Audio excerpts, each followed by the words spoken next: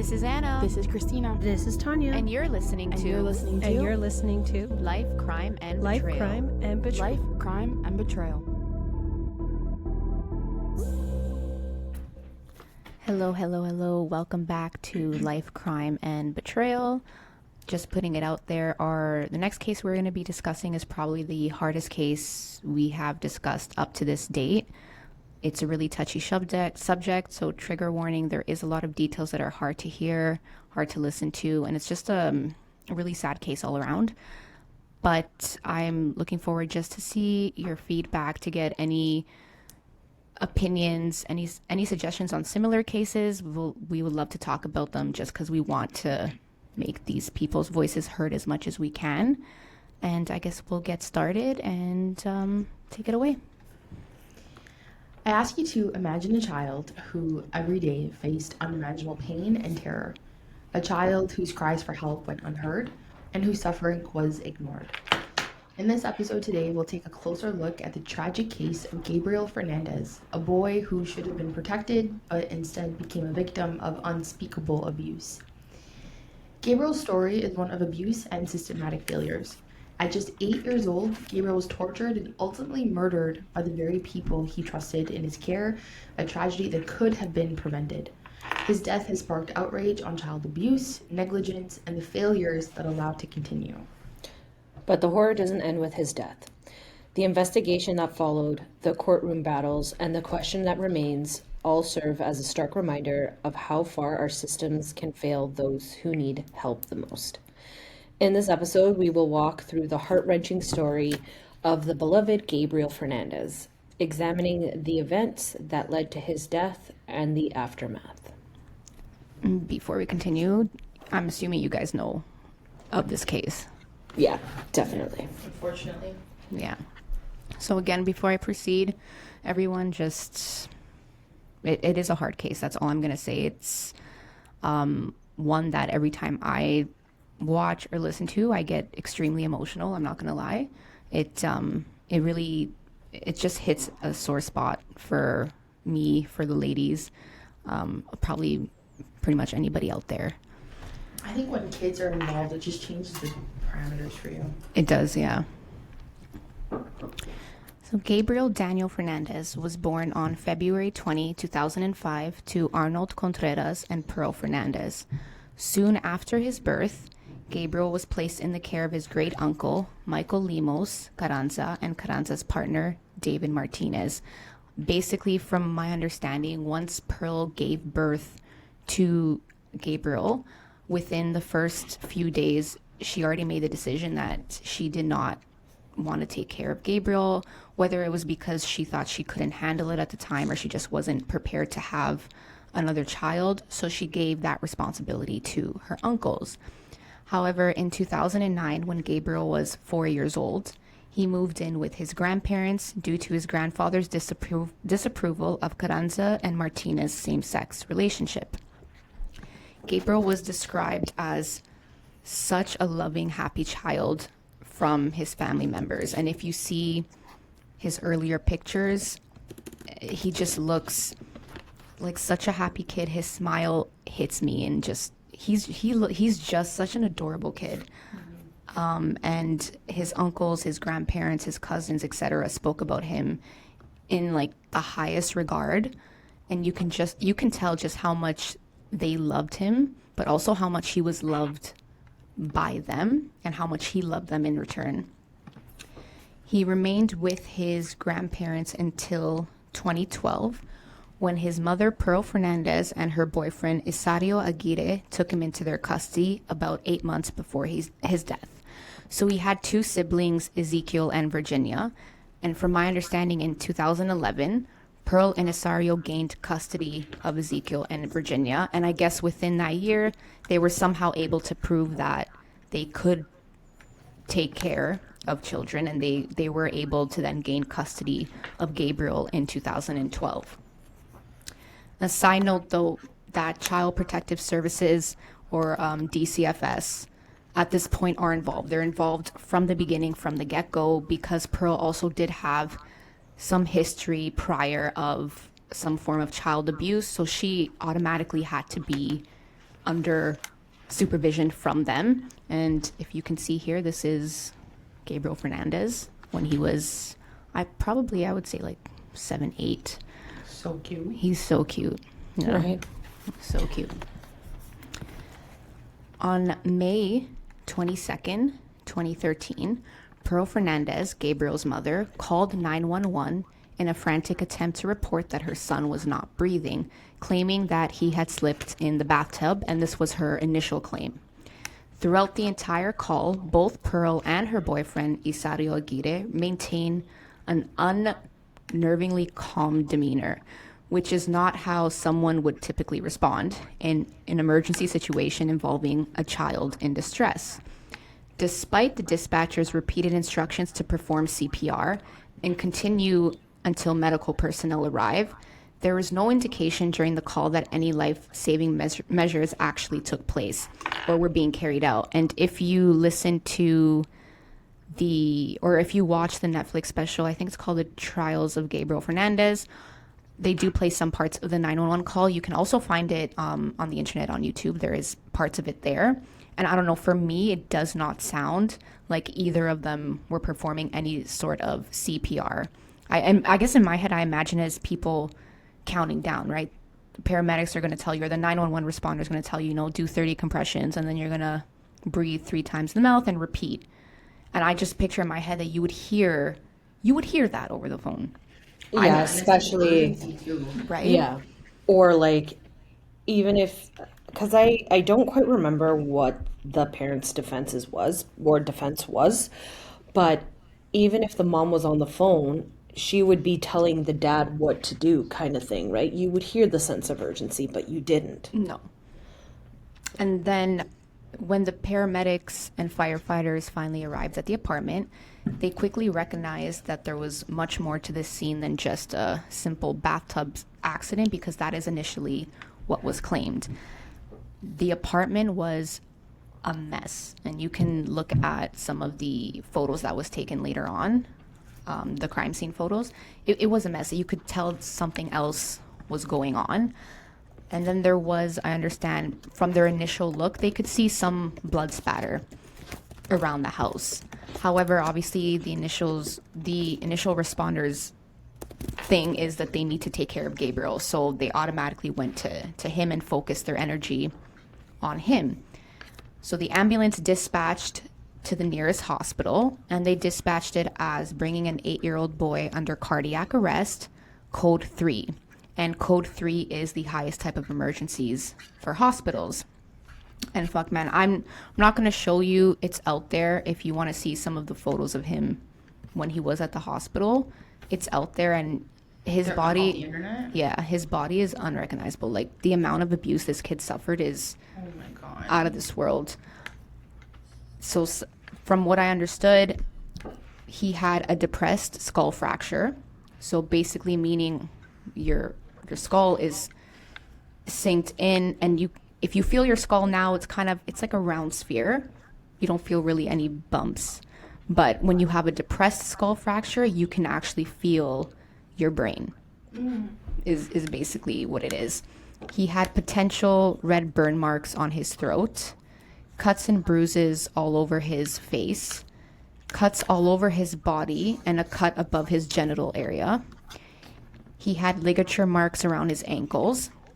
They found what looked like bullets or pellets in his groin and lungs, cigarette burn marks, missing teeth, broken bones, and 3 fractured and broken ribs. And what is very important to note is that his injuries were at various stages of healing. So some of them were obviously fresh and new, they just had happened, but there were a lot that were also in healing phases, which suggests a continuous abuse and not just from a one-time incident. Gabriel was in a coma, and unfortunately, on May 24th, 2 days after he arrived to the hospital, they did pull the plug and he was pronounced dead. On May 23rd, 2013, so one day prior to Gabriel passing away, Pearl Fernandez and Isario Aguirre were arrested Fernandez was arrested for felony child endangerment, while Aguirre was arrested for attempted murder. However, when Gabriel did pass away, unfortunately, they were both charged with first-degree murder with special circumstances of torture. Prosecutors did pursue the death penalty for both parties initially. The district attorney at this time was Jackie Lacey, and she went for capital murder, like I mentioned, and the death penalty for both. Here's what I don't get, and I'm interested to get your opinion. So the boyfriend's bill, which, first of all, I don't think either of them should have had bail. I'm so sorry. Yeah, no. But the boyfriend's bill was $1 million. The mom's bill was only $100,000. And I don't get it, because the mom is blood. Like I've mentioned before, and I quote my favorite true crime podcast, Sword and Scale. Boudet, which is the host, he says, and constantly says, the law applies heavily to men, but when shit like this happens, women get a slap on the wrist because they're women. Yeah, I was thinking about that too. And I also thought initially, I think they might have thought that he was the mastermind, the boyfriend. Do you know what I mean? It's, what makes me like my stomach turn to this whole bail thing is that right from the beginning, she wasn't considered a fit mother for him. Correct. Yeah. So he should have gotten the $1 million bail, but she should have gotten like even worse, like physically impossible to get bail because she already has a track record of not even being able to take care of him. Yeah, I agree. She didn't want him. Yeah, I agree. You? I'm just more agitated at the fact that, like, I don't know why. I don't know how to word it. Why would you allow a man to touch your kid like that? This isn't his father. This is a boyfriend, and you're putting your boyfriend over your kids. Like, come on. I think, like, as we go more into this case, and I don't want to sound abrupt, or I don't want to offend anybody out there, but I genuinely think she did not give a shit about him. No, she didn't, because he was and correct me if I'm wrong, because I haven't seen the trials of Gabriel Fernandez in a very long time, because I had a really hard time watching this and could not bring myself to constantly digest it. Mm-hmm. He was the oldest child. Yeah, He was the youngest. Was he? Mm-hmm. Yeah. And all three of the kids, I think it was 3 kids. Yes. All 3 of them had the same father, correct? Yes. Okay. Yeah. Jesus. Yeah. So during trial, firefighters and paramedics James Cermak and Shane Fox were first on the scene. So they explained it when they arrived on the scene.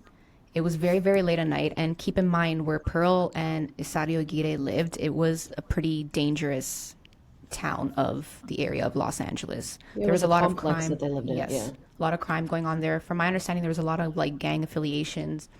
So they arrived, and they said they found it extremely strange that it was this late at night, and a 10-year-old boy was standing outside waiting for them to direct them to the crime scene.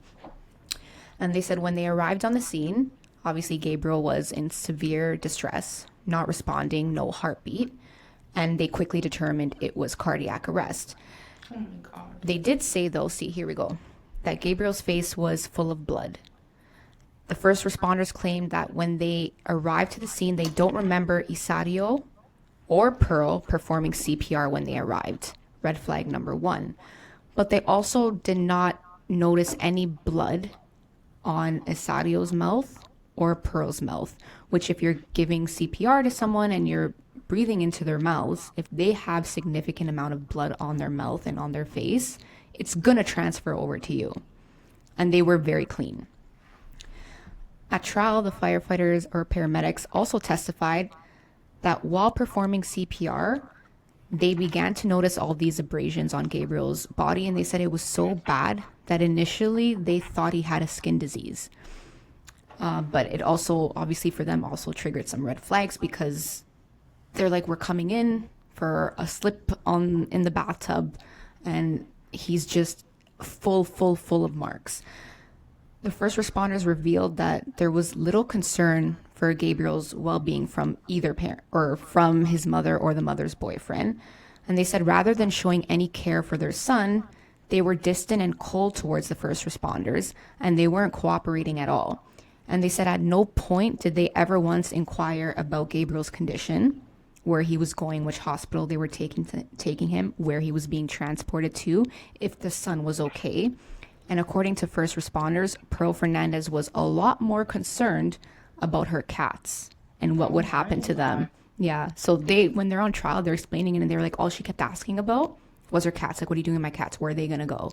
And in their mind, they were like, I've had to do other first response cases where they're like, the parents are fighting their way into the ambulance.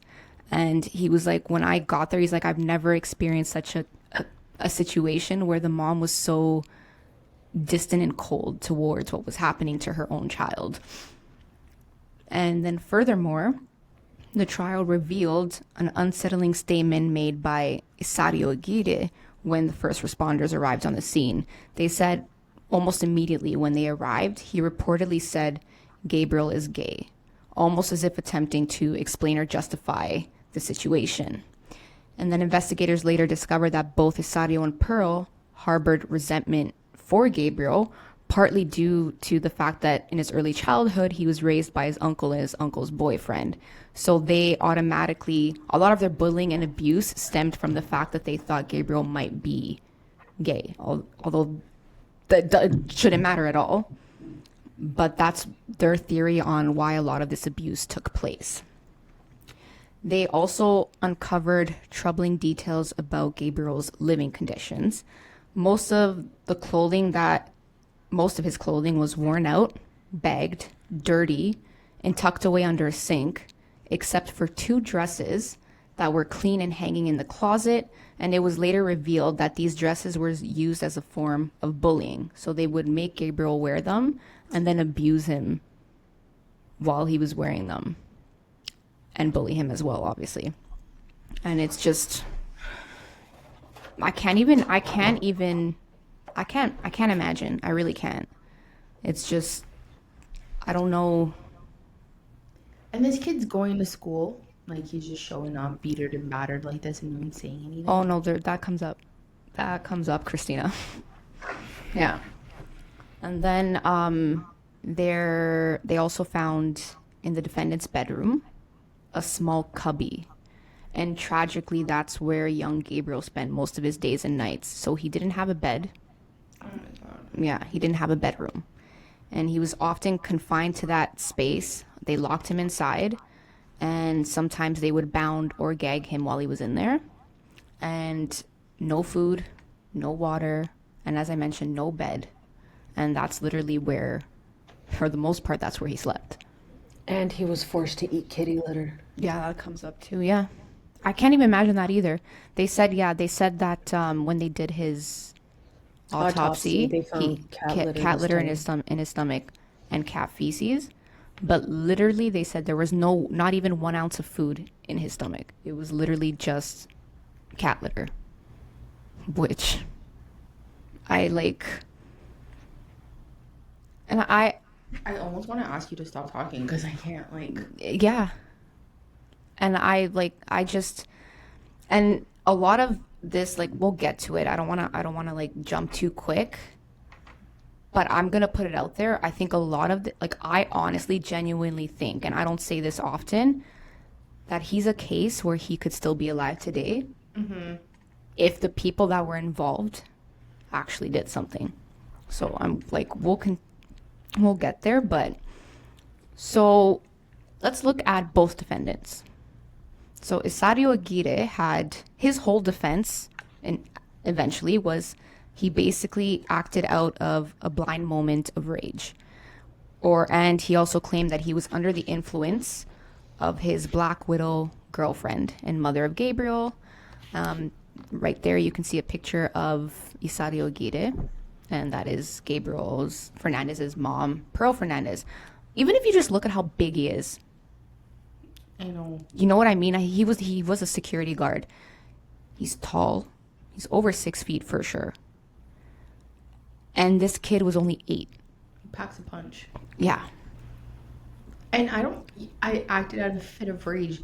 Even on my worst days, I would never think to hit a kid. Mm-hmm.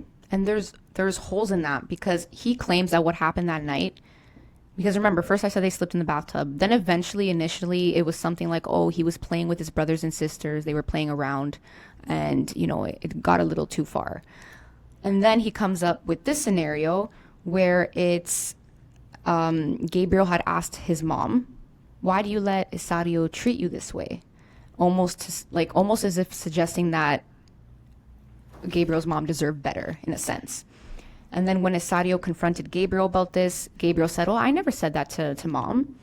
And that's when, allegedly, this is what Isario claims and what he told investigators, he lost control. And in a blind moment of rage, he just started abusing the kid. However, there is holes in that statement because, as I mentioned before, he had a lot of his injuries were in healing phases. Mm-hmm. So some were 3 weeks old. Yeah. Some might have been, he had all his, I mentioned before, he had like fractured or broken ribs or semblance of them. Some of those were old as well. And it was never treated. It was untreated. So, which is even worse.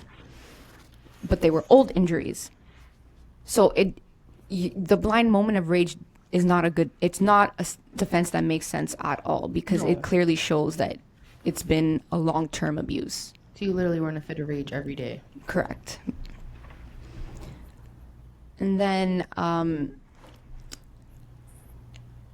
also want to mention that like rib fractures or broken ribs are insanely painful, especially if it goes untreated. And he had to live with that every day. And one of the doctors that testified at trial was like, imagine this, every time you breathe, every time you move, it hurts. So they're like, there's not a second in that boy's life that he was not in some sort of pain, which is outstanding to me. Although is there treatment for broken ribs? I think they heal on their own, or do you get like...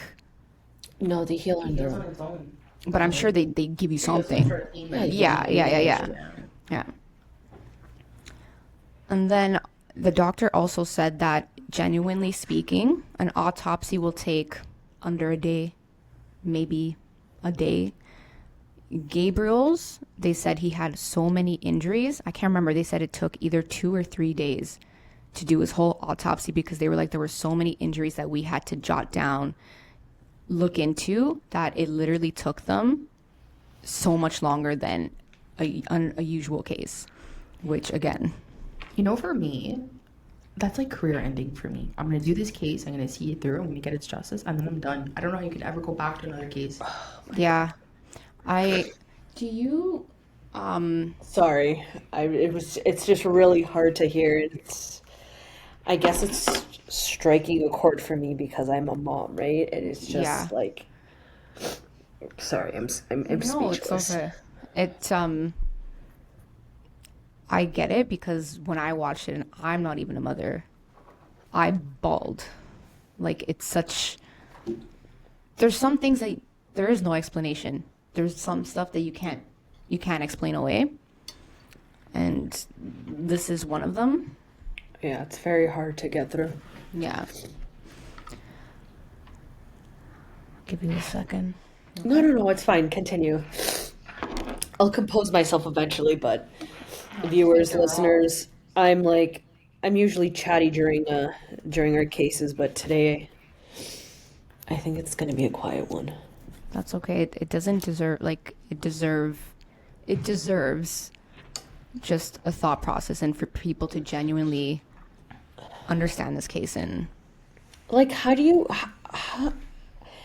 stand in front of a judge, like looking at these two? How do you stand there and even have the nerve to have a defense attorney try to justify the amount of injuries this baby had? Mm-hmm. I could never be a lawyer for them. Mm-hmm. No amount of money would ever make me stand up for them in the court. No, not a single bit. Mm-mm. What would you like me to do? Oh, I was saying, I think the picture's still up, no? Yeah, the picture's still up. That's why I kept it up, because we're still talking about the parents, and it's just like, just look at them. Like, there's not a single ounce of remorse on these faces. No. They're sad because they got caught, not because they did it. I agree. Oh, And sorry, and on Google, like as Anna's describing these injuries, like there are drawn pictures. Like as much as we would like to show them, it's very sensitive information, even though it's literally black and white lined drawings. It's not the child's body, but it's just pretty much the coroner explaining all the findings. And there's so many lesions to this poor boy's like yeah. neck. They Yeah. literally have to write down and jot down there was no skin essentially on his neck. And it's like, Yeah. how do you even justify it? Like you can't even say like in a moment you blacked out. Like No. like how many times do you black out until no one believes you? Yeah. No, I agree. There's no, that's why I said there is no defense because there, like, it's sad to say, but Gabriel's body spoke for him.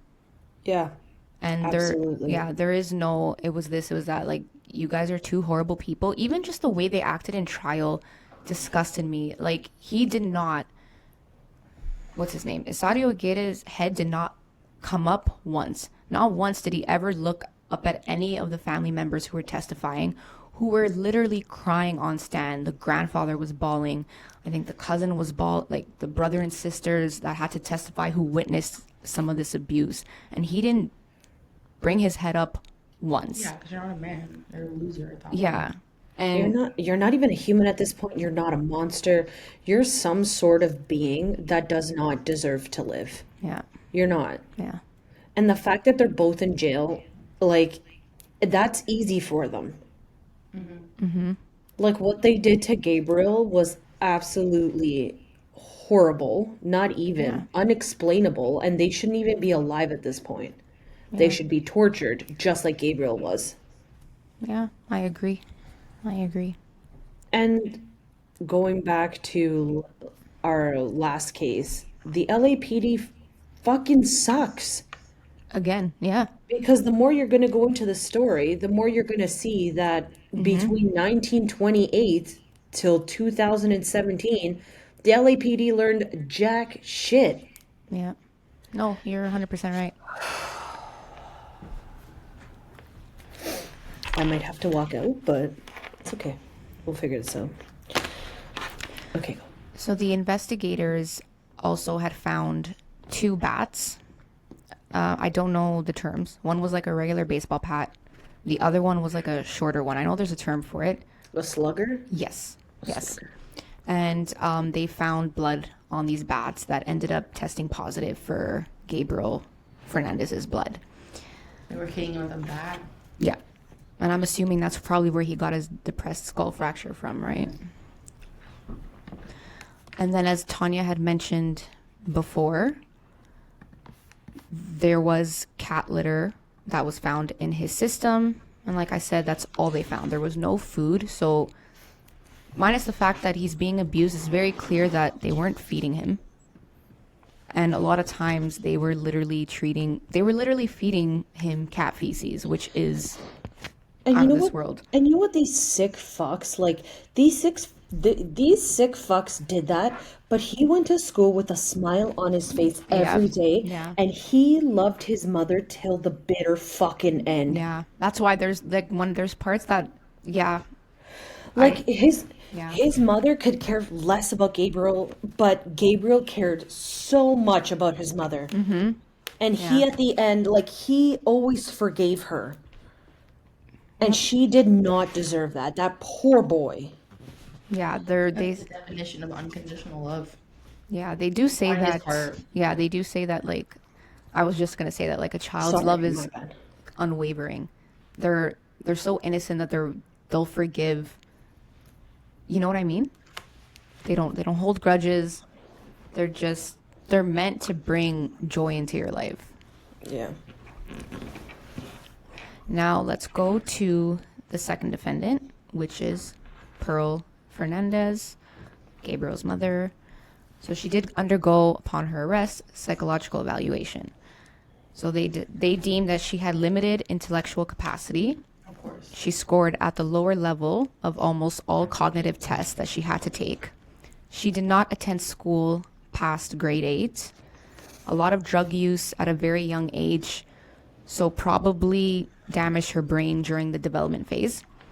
At some point during her life, she was diagnosed with depressive disorder, developmental disability, possibly personality disorder, eating disorder, and possible PTSD. Are they trying to justify it by labeling her like mentally ill? Absolutely. Yeah, because That's what they're eventually, absolutely trying to do. eventually, because remember I said they got the death penalty for both. What She, state is this? They have the death penalty. LA. LA. But I think because of all this, she didn't end up getting the death penalty. So I think that's, yeah. She reported history of gang rape, domestic violence from a young age to adulthood, and that her uncle sexually abused her as well. She claims that no one was ever there to protect her. And I think she kind of uses that, or people in the documentary and the family members discuss that because of her idea that no one protected her. I think it was her way of justifying that no one should protect Gabriel, if that makes sense. Yeah. Where's your maternal instinct? Exactly.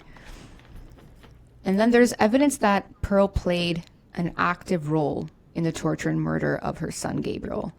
In a jail cell audio recording, again, they do play bits and pieces of it in the Netflix series. Pearl is heard communicating with Isario during the initial arrest. And while the recording only captures Pearl's side because, according to investigators, Isario's recording had issues, she's heard attempting to gather information about what Isario had told the investigators. In the recording, Pearl claims that the reason she's being charged with murder is because Isario told investigators that she was in the room during the abuse that ultimately led to Gabriel's death. However, Pearl denied that completely, and she insisted she only went into the room prior to the abuse to get some clothes, and then she went into the living room to hang out with her other children. And so she said she had nothing to do with it. She wasn't there. Again, stupid defense. And I'll explain to you why. This apartment is not big. So regardless if you're in the living room, let's say you did not have a hand in the abuse. You definitely heard it. You did nothing. And again, this Gabriel Fernandez was not abused just that day. He had a long-term abuse. So there is no justification for what you're trying to say and what your quote-unquote defense is. And obviously her communicating with Isario initially is her trying to line up her story.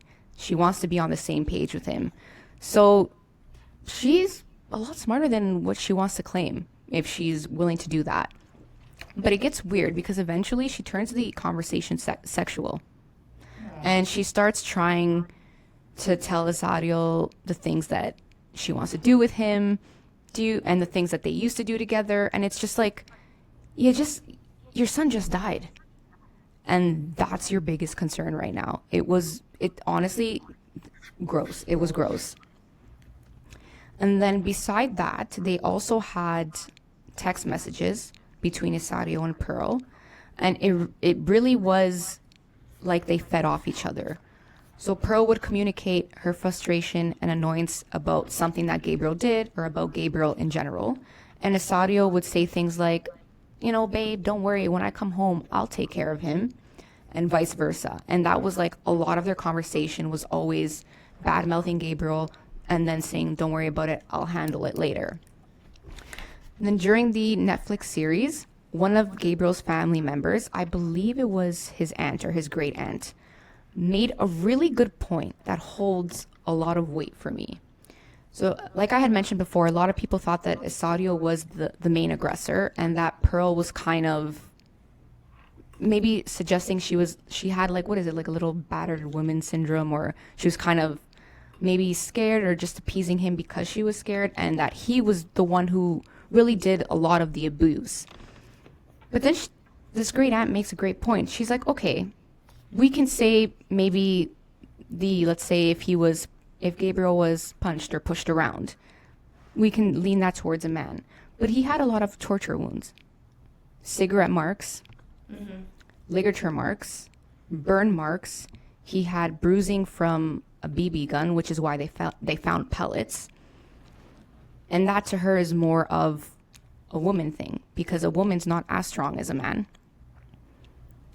I don't know if that makes sense.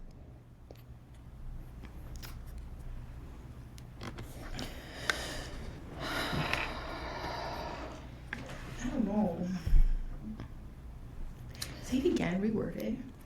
So they're basically, because at least for me, in my opinion, the reason why initially maybe her bail wasn't set as much either, she wasn't thought of as being the main aggressor. It was him they thought was the main aggressor. But what she's saying is that the mom had a much bigger hand in the abuse, because there was all these torture marks, like cigarette torture marks. Yeah, cigarette marks, the BB gun pellets.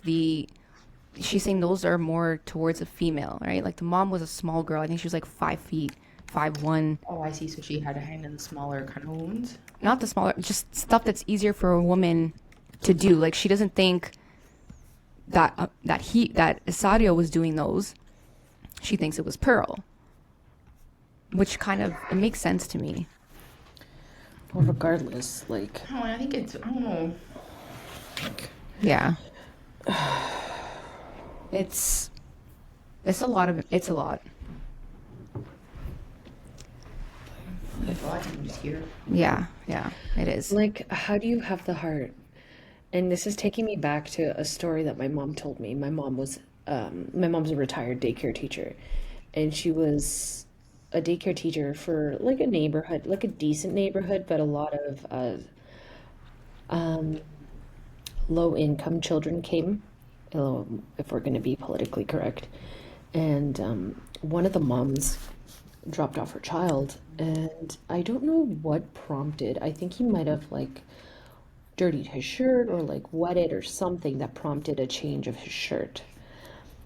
And my mom found cigarette burn marks Oh no. all over his back. And my mom said that was the most gut-wrenching thing she'd ever have to do in her, like ever had to see in her career, because as soon as she saw that, she knew exactly what she was looking at, because cigarette marks are like circles. Like it's literally like a circle, a Yeah. perfect circle, right? And she said she called CPS and had to hope for the best, Good on her. right? But it's like, it's My so, eyes are getting watery just from hearing that. Like yeah, that's but like, that's so insane though. The fact that you even choose like to put your child through a burn mark, through a BB mark, like through any kind of torture is sick. And whether like she can play the battered wife all she wants, but like you said, like the apartment was small.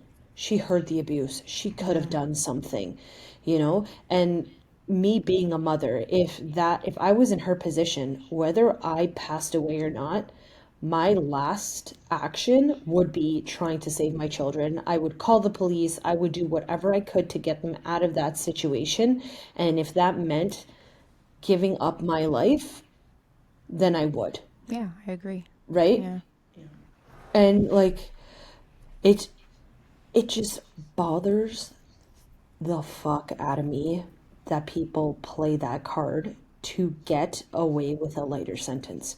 There are actual women out there that are being battered and cannot have a voice because of women like her. Yeah, I agree.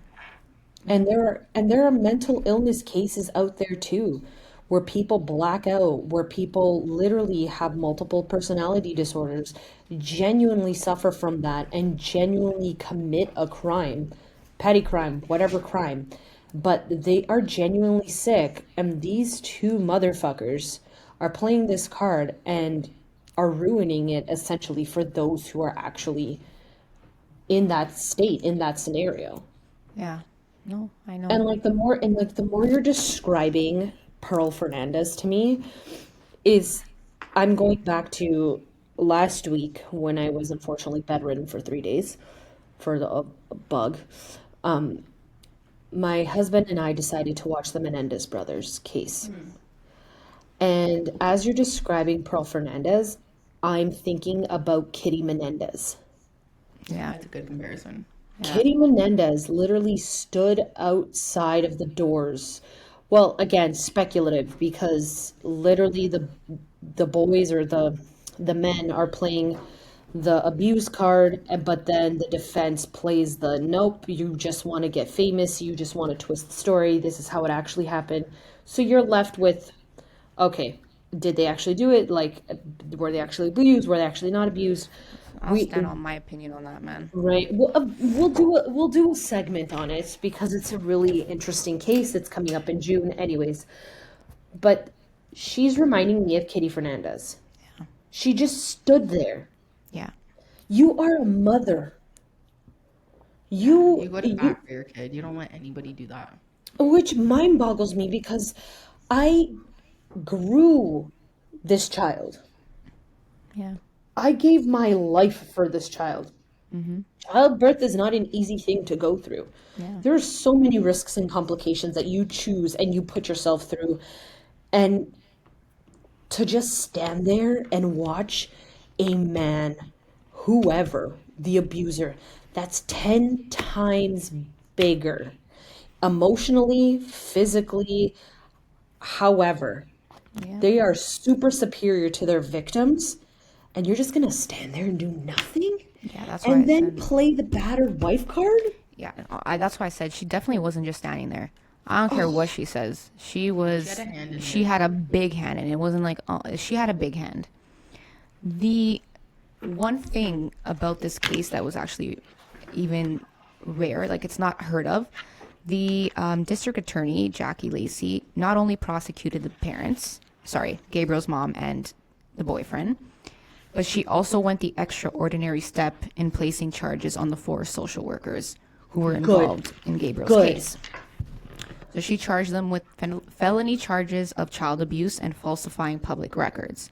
So the 4 social workers were Stephanie Rodriguez, Patricia Clement, Kevin Boom, I think, or Baum, and Gregory Merritt. And from what details that I could gather, these 4 social workers, some more than others, I will say that, did a grave injustice towards Gabriel. And I don't care what anybody said, they had a massive hand in his death. And obviously Gabriel's death gained a lot of attention due to the fact that once all these details started coming out, the fact that DCFS was involved from the get-go made it a big case and made it a big case very quickly worldwide. And there were complaints being reported to DCFS about their concern for Gabriel's safety. And we're not just talking about family members. We're talking about witnesses, mandated reporters. We're talking about security guards. So it wasn't just, It was known. it was known, but it was from mandated people as well, which holds more weight to Claim. Yes. And not only that, but in under a year, DCFS had received, I think it was 7 different complaints from different parties, and Gabriel was labeled in DCFS system as a high risk for neglect and abuse, and still pretty much nothing was done. So I'm going to run through some of the findings that should have been properly investigated and ultimately should have led to the removal of Gabriel from Pearl Fernandez's custody. So there was an in-house counselor who was provided notes from a then 6-year-old Gabriel, and which Gabriel gave these notes to his mother, saying that he was unhappy and that he wanted to kill himself. The in-house counselor calls DCFS to report this, but instead of DCFS asking Gabriel questions, they asked Pearl. So of course, Pearl tries to mediate the situation and she plays it cool. And she basically tells them that, oh, don't worry about it. You know, it's a kid being kid. He's fine now. Like, he's out playing, nothing serious. And they took her word for it, didn't really look into Gabriel, and left it as is. Gabriel was attending Summer Wind Elementary School at the time of his death. Jennifer Garcia was his grade 1 teacher. During the trial, Gabriel's teacher testified about some of her troubling interactions she had with him prior to his death. She recalled that Gabriel would approach her during class with questions like, is it normal for your mom to hit you with a belt? Is it normal to be hit with a metal part? Is it normal to bleed? And after school, following this conversation, Jennifer Garcia had contacted the hotline to inquire whether Gabriel's statements warranted a report for child abuse. And obviously the hotline immediately confirmed, yeah, you definitely need to report this. So she calls DCFS to report the incident, and within a few days, she's notified that Stephanie Rodriguez has been assigned to her case. And if you remember, Stephanie Rodriguez is one of the social workers that eventually does get charged. And she is part of the emergency response team. But keep in mind, Stephanie Rodriguez is new to the job. When she came in, she literally had just started when all this stuff with Gabriel was going on. And from my understanding, the emergency response role is critical. And it is what it sounds like. So when there's emergency, you're the first on the scene. You're the one who's documenting everything. You're the one who's making decisions. And given the fact that she's new to the job and she doesn't have that much experience yet, you would think that position would be, sorry? Like extra vigilant, you want to... Yeah, you give it to someone who has experience. Yeah. At some point during the school year, Gabriel's teacher, Jennifer Garcia, starts noticing that he's missing more classes. And when he did show up, his behavior started to change, and he was described as always being angry, and that he was cold. He was starting to be rude to his classmates, and that he would no longer want to go play with his classmates outside. So it's very clear that he's struggling. During the trial, Jennifer Garcia testified that one day Gabriel arrived at school with his head completely shaved, but he had uneven patches of hair in random spots. And she said she noticed under these random spots, beneath the patches of hair, there were signs of dried blood. In addition to that, he had a fat split lip, further indicating that there was some form of abuse going on. Jennifer had asked Gabriel what happened, and he said his mother had punched him in the mouth. So, of course, she also reports this to DCFS. And then we have another incident. She claims that one day Gabriel came to class. Both eyes were bruised, and she said they were kind of like half shut. And he had a small bruise all over his face. And they were like a lot of them. There were just a lot of small bruises on his face. So she, of course, questions Gabriel, and he does eventually tell her that his mom shot him in the face with a BB gun, which is what created the small bruises. She later testified that during this incident with the BB gun, Gabriel told her that he didn't want to tell her the truth because when he tells the teacher calls the quote lady, and he gets hurt worse. So we can assume that the lady is Stephanie Rodriguez. However, the teacher said she thinks about it, and she's like, at this point when he says he gets hurt worse because, she's calling DCFS, she's like, I had an internal struggle. She's like, do I call them again or do I not call them again? Because at this point, she's like, I don't want him to get hurt worse than what he already is. But I can just vouch for her from a teacher perspective. That's such a hard call to make. On a legal obligation, you're absolutely supposed to contact CPS, Child Protective Services here. But there's always that part of you that thinks two things. A, am I going to make the situation worse for the kid? And then B, are they ever going to trust an adult again? Because they've told you and then you went and told someone else. I can't imagine what that teacher was going through. And she did say that at one point, in the special when she talks, she's like, we failed him as well. Yeah. She said, I admire her. She did what she thought she had to do, what she could. But she said that there was an incident where Gabriel had come in and obviously had injuries, and she was like, I don't know what to do. At this point, she's like, I'm stumped. And she called the principal over, and she's like, we need to take pictures. We need to do something more, and blah, blah, blah. And the principal was like, no, He's like, we're not investigators. He's like, drop it. We're not doing nothing. And I'm sitting there and I'm like, what do you mean you're not doing nothing? You know what I mean? Like, there's certain things that I can't wrap my head around how people can just be like, no. Yeah. So, when you said punched mouth, Yes. this is a photo from the Yes. son Yes. of his punched mouth. And further to our viewers, trigger warning, they do have a post of his suicide notes. Yeah. And again, trigger warning. And it says, I love you so much that I will kill myself. And I love you until you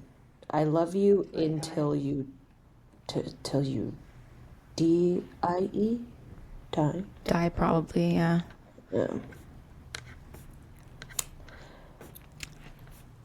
And so after the BB gun incident, Jennifer Garcia said that he again he had a long absence of not showing up to school. Then when he did finally return, she said he looked the most terrible that he looked. She said one eye was completely red inside in one corner. And she said his forehead, which is the picture we'll put up again, she said his forehead looked like it was burnt and in like a healing phase. She reported it to Stephanie Rodriguez, but she never got a call back, and clearly nothing was done. So that's a picture of, I don't know how to explain it, but you can see that he has like, it's like when you get a sunburn and it's in the healing phase. So she's like, his whole face was that way. And even his hands has all these, I don't know if they're, what do you call, They're like lesion marks. yeah, There's red marks here. or defense wounds, I don't know. Yeah, for the viewers, or for the listeners, so there is a picture of Gabriel Fernandez with, it was like a Mother's Day gift. So he's holding up an M and an O. So essentially it was spell mom. And in this photo, there's a bandage on his wrist, on his knuckles. We'll assume they're defense wounds, but I highly doubt they're defense wounds. No. There's a lot of red marks on his fingers and on his hands. You can slightly see them on his arms as well. It's a very pixelated picture. You can find this on Google if you are very curious as to what we're talking about. He is wearing a green shirt, but his face, if we're going to zoom out just a little bit more, you can kind of see the discoloration. So right at the top of his forehead, Yeah. it's darker than the middle of his forehead. So let's make the assumption that those are the scars. And if you zoom in, you see the cheeks, you see a red couple eye. on his neck, and you see a very recent wound on his upper cheek, as well as the bloodshot eye that Anna is talking about. Yeah. And the photo that she's presenting right now, this part broke my heart because keep in mind, I can't remember, it was in the beginning of May that he came back to class, and as we know, May is Mother's Day. And they had, at the time that he came back, they were working on the Mother's Day project. If you guys remember, we used to like make cards for them or do things that they would make you do for Father's Day and Mother's Day. And Jennifer Garcia, the teacher, she said, despite everything that he was going through, she was like, he wanted to do the project regardless. And part of the project was they had to make like coupons for their moms. And he would put coupons like, a day for me and you, a day for me to be better, stuff like that. Like he genuinely, like Tanya said before, he genuinely loved his mom. Like, I don't know how to explain it, but he wanted his mom's love, and he was willing to do what he could. And even in his photographs where you can find them, he's holding the M, he's holding the O, and he's smiling in these photographs, and he's genuinely wanting to do this for his mom. And you know what breaks my heart? The fact that in those coupon books, he said, a day for me to get better. Something along those, I know, yeah. And even like a day for me and you, it's just, yeah. It's like, yeah. It's hard. It's definitely something that could have been prevented. Like, he could have been saved. And I genuinely think that. You know what's sad? Is like so many people, like even people that we know, want to be parents, they want to be moms, they want to have children, and they can't for reasons beyond their control. Their body just won't allow them, and they would probably make the best parents if made possible. And then you have people like this that are allowed to procreate and then do this to these beautiful children. I know. Yeah. Can I request that we make this a two-parter? Because I need to end this here. Yeah, we can do that. We will make this a two-parter. All right, viewers, it's a little strong to listen to. Our takeaway from this is, as usual, walk in pairs. Humans fucking suck. If you're walking alone at night, keys in between your knuckles. And if you're a parent, just hug your kid a little tighter. Yeah, Yeah. 100%. Show as much love as you can. Yeah. That's what I'm gonna go do to my baby girl. And just, everybody out there, just be a good human. Be a good human to whoever comes around. Nobody really knows what other people are struggling with. No. I just want to say that as a teacher, I've never seen to the extent, and I hope I never do, of what Gabriel is suffering from. But I can tell you that so many kids are in predicaments like this, and I see it every day. Yeah, I can imagine. All right, betrayers. See you later. See you later. Bye.